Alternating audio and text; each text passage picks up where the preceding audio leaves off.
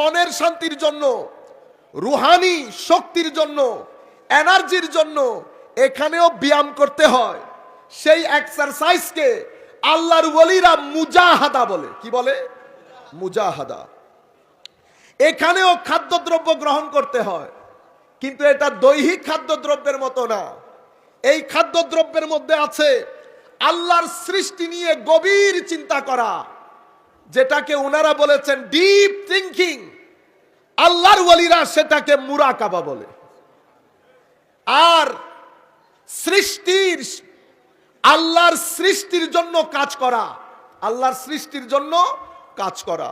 সুফিয়ায়ে কেরাম আমাদেরকে বলছেন ইনফাক করা, মানে গরিব অসহায় মিসকিনকে নির্বিচারে তাদেরকে সহায়তা করা যতদূর সম্ভব, এবং আল্লাহর ইবাদত, কোরআনের তিলাওয়াত, দরুদে পাক, মানুষকে সহযোগিতা, আল্লাহর সৃষ্টি সম্পর্কে গভীর চিন্তা করা।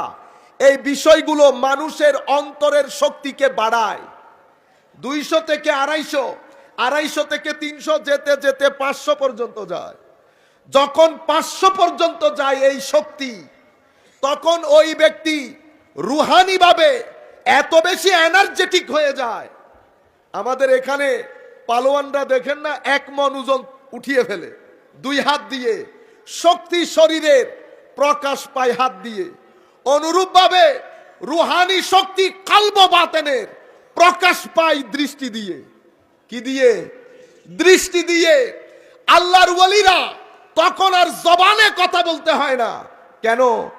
কারণ মনের ভিতরে রুহানি ভাবে যেই শক্তি ধারণ করে, সেই শক্তি উনি যেদিকে চোখ দেন, সেই সিনার ভিতরে শক্তি ট্রান্সফার হয়ে যায়, কনভে হয়ে যায়। উনি কোনো কথা বলতে হয় না। সেই কারণে মা বাবা, শিক্ষক, আমরা সবাই, আমাদের জন্য এটা অতীব গুরুত্বপূর্ণ।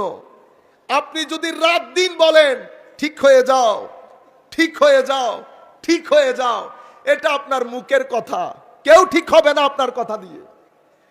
কিন্তু ভিতরে যদি আপনি পজিটিভ এনার্জি রাখেন, পজিটিভ শক্তি, নূর, যেটা ইবাদত থেকে আসে, কলব বাতেন থেকে আসে, যদি সেটা রাখেন তো কথা বলতে হয় না। আপনি যার সাথেই বসবেন অটোমেটিক্যালি আপনার আতরের খুশবু যেমন তার নাকে লাগবে, অনুরূপ ভাবে আপনার রুহানি শক্তি তার সিনা ভেদ করবে, তার সিনা ভেদ করবে। যেখানেই আপনি যাবেন কথা বলতে হবে না। হায় হায়।